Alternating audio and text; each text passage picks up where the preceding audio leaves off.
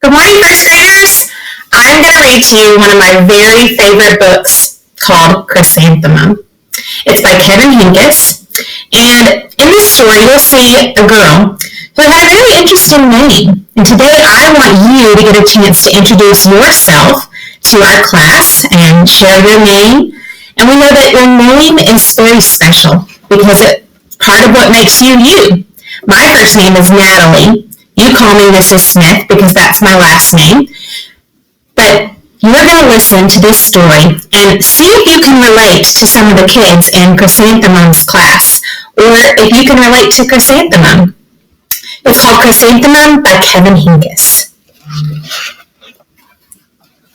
You may see my puppy dog in the background. This is Tolkien. He might make his appearance in a video or two. Chrysanthemum by Kevin Hinckus. The day she was born was the happiest day in her parents' life. "She's perfect," said her mother. "Absolutely," said her father. And she was. She was absolutely perfect. I'm sure that's what your parents said about you when you were born. "Her name must be everything she is," said her mother. "Her name must be absolutely perfect," said her father. And it was. Chrysanthemum. Her parents named her Chrysanthemum. Chrysanthemum grew and grew and grew, and when she was old enough to appreciate it, Chrysanthemum loved her name. She loved the way it sounded when her mother woke her up. She loved the way it sounded when her father called her for dinner. She loved the way it sounded when she whispered it to herself in the bathroom mirror. Chrysanthemum, chrysanthemum, chrysanthemum. Chrysanthemum loved the way her name looked when it was written in ink on an envelope. She loved the way it looked when it was written in icing on a birthday cake. And she loved the way it looked when she wrote it herself with a fat orange crayon. Chrysanthemum, chrysanthemum, chrysanthemum. Chrysanthemum thought her name was absolutely perfect. On the first day, but then she started school. On her first day, Chrysanthemum wore her sunniest dress and her brightest smile. She ran all the way. "Hooray!" said Chrysanthemum. "School!" But when Mrs. Chud took roll call, everyone giggled upon hearing Chrysanthemum's name. So here's all the kids in her class. There's Mrs. Chud, there's Dawn, Eve, Louise, Al, Tess, Kay, Max, Sue, Bill, Pat, Tom, Sam, Ken, Joe, Rita, Victoria, Chrysanthemum. Do you notice anything different about her name? Yeah, it's kind of longer than all the other ones, isn't it? "It's so long," said Joe. "It scarcely fits on your name tag," said Rita, pointing. "I'm named after my grandmother," said Victoria. "You're named after a flower." Chrysanthemum wilted. She did not think her name was absolutely perfect. She thought it was absolutely dreadful. The rest of the day was not much better. During nap time, Victoria raised her hand and informed Mrs. Chud that Chrysanthemum's name was spelled with 13 letters. "That's exactly half as many letters as there are in the entire alphabet," Victoria explained. "Thank you for sharing that with us, Victoria," said Mrs. Chud. "Now, put your head down." "If I had a name like yours, I'd change it," Victoria said, as the students lined up to go home. "I wish I could," thought Chrysanthemum miserably. "Welcome home," said her mother. "Welcome home," said her father.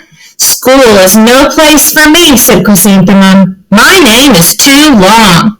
It scarcely fits on my name tag, and I'm named after a flower." "Oh, pish," said her mother. "Your name is beautiful, and precious, and priceless, and fascinating, and winsome," said her father. "It's everything you are," said her mother. "Absolutely perfect," said her father. Chrysanthemum felt much better after her favorite dinner, macaroni and cheese with ketchup, and an evening filled with hugs and kisses. and Parcheesi. Parcheesi is a board game. That night, Chrysanthemum dreamed that her name was Jane. It was an extremely pleasant dream. I wonder why she wanted her name to be Jane. You think maybe it's shorter?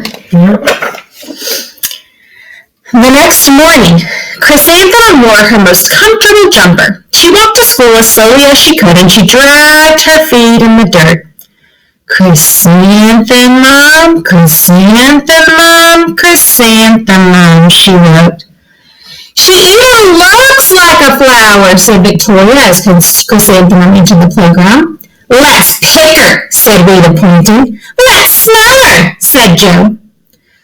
Chrysanthemum wilted. She did not think her name was absolutely perfect. She thought it was absolutely dreadful.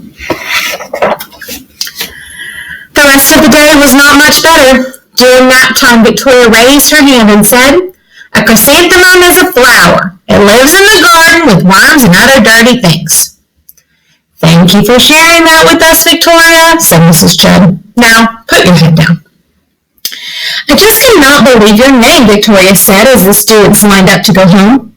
Neither can I, thought Chrysanthemum miserably. Welcome home, said her mother. Welcome home, said her father. School is no place for me, said Chrysanthemum. They said I even look like a flower. They pretended to pick me and smell me. Oh, pish, said her mother. They're just jealous. And envious and begrudging and discontented and jaundiced, said her father. Who wouldn't be jealous of a name like yours, said her mother. After all, it's absolutely perfect.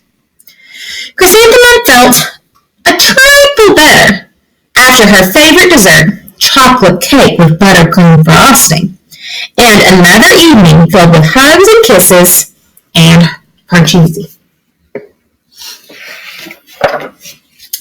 That night, Chrysanthemum dreamed that she really was a chrysanthemum. She sprouted leaves and petals. Victoria picked her and plucked the leaves and petals one by one until there was nothing left but a scrawny stem. It was the worst nightmare of Chrysanthemum's life. Chrysanthemum wore her outfit with 7 pockets the next morning. She loaded the pockets with her most prized possessions and her good luck charms. Chrysanthemum took the longest route possible to school. She stopped and stared at each and every flower. Chrysanthemum, chrysanthemum, chrysanthemum, the flowers seemed to say. That morning, the students were introduced to Mrs. Twinkle, the music teacher. Her voice was like something out of a dream, as was everything else about her. The students were speechless. They thought Mrs. Twinkle was an incredible wonder. They went out of their way to make a nice impression. Mrs. Twinkle led the students in scales. Then she assigned roles for the class musicale. Victoria was chosen as the dainty fairy queen. Rita was chosen as the spiffy butterfly princess. Joe was chosen as the all-important pixie messenger, and Chrysanthemum was chosen as a daisy. Chrysanthemum's a daisy! Chrysanthemum's a daisy! Joe, Rita, and Victoria cheered, thinking it was wildly funny. Chrysanthemum wilted. She did not think her name was absolutely perfect. She thought it was absolutely dreadful. What's so humorous? Asked Miss Twinkle. Chrysanthemum was the answer. Her name is so long, said Joe.